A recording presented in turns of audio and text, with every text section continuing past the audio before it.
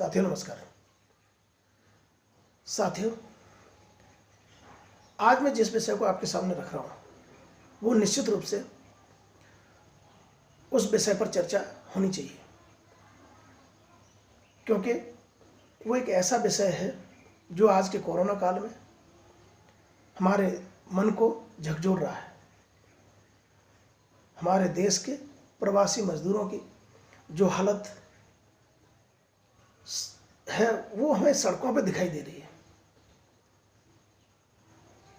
हमारे देश की प्रदेश की सरकारें अनेक प्रकार के दावे करती हैं कि हमने 5 लाख करोड़ 10 लाख करोड़ वहाँ खर्च किया, यहाँ खर्च किया। क्या होगा? क्या इससे सारी व्यवस्था सद गई? मैं बहुत सीधे लहजे में पूछना चाहूँगा कि आपने मजदूरों के लिए जो काम किए क्या वो पर्याप्त थे? क्यों मजदूर अपने प्रवास को छोड़कर अपने गांव की तरफ भागने लगे? क्यों मजदूरों की वहीं व्यवस्था नहीं की गई? चाहे वो दिल्ली सरकार हो, चाहे वो यूपी सरकार हो, चाहे वो राजस्थान सरकार हो, चाहे वो मध्य प्रदेश सरकार हो, चाहे वो गुजरात सरकार हो, ऐसी अनगिनत सारी सरकारों से मेरा यही पूछना है कि उनकी व्यवस्था क्यों नहीं की गई? अगर उनकी व्यवस्था की जाती तो वो कर्मवीर शायद अपने गृह जनपद के लिए, अपने ग्राम के लिए, अपने गांव के लिए आने के लिए कुछ टाइम और रुकते। निश्चित रूप से उनकी व्यवस्था में कहीं न कहीं कमी रही और उन्हें अपने गांव याद आया।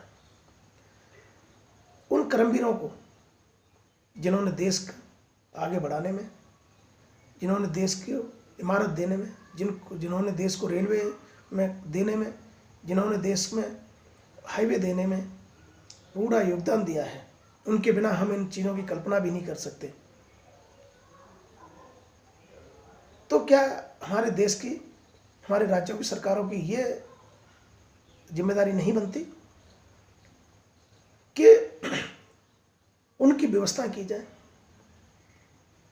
उनको हर तरह से व्यवस्थित तरीके से उनके गांव पहुंचाया जाए, उनको क्वारंटाइन करके अगर ज़रूरत है तो उन्हें वहीं व्यवस्था की जाए? क्या ये व्यवस्थाएं कुछ की भी होंगी? क्या ये व्यवस्थाएं सब पर्याप्त थी? अगर पर्याप्त थी तो ये सड़कों पर इतना तांडव क्यों?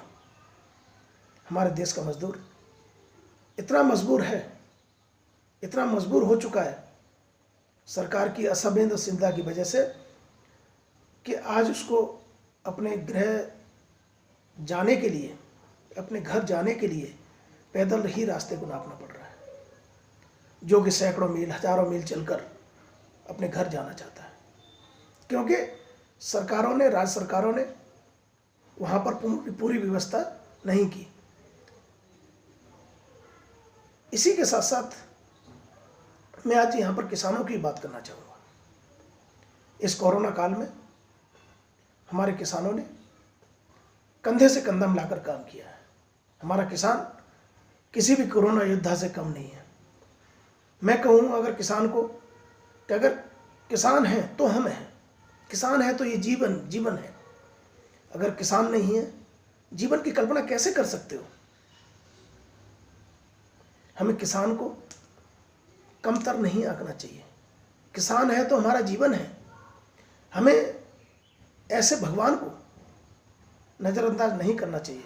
चाहे इसके लिए हमें किसानों को किसी भी तरह की सुविधा, किसी भी तरह की सहायता देने की ज़रूरत हो तो हमें देनी चाहिए।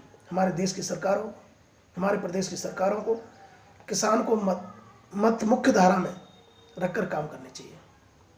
हमारे देश का किसान मजबूर होकर कभी कभी आत्महत्या जैसे कदम उठा लेता है। क्यों? क्योंकि हमारे देश की सरकारें उनकी व्यवस्था पूरी तरह से नहीं करती हैं। उनको एमएसपी के पूरा दाम नहीं मिल पाता, उनको लोन देकर सरकारें कुछ सपोर्ट करती हैं, लेकिन मैं कहता हूं कि अगर हमें सपोर्ट करने के लिए उनको सैलरी देनी पड़े, उनको एमएसपी का पूरा दाम देना पड़े, अगर उनको लोन देना पड़े और उनके लोन माफ़ करने पड़े तो बिल्कुल करने चाहिए। क्योंकि अगर किसान है तो हम हैं, अगर हम किसान नहीं हैं तो हमारा जीवन नहीं है। हमारे जीवन को सुरक्षित करने के लिए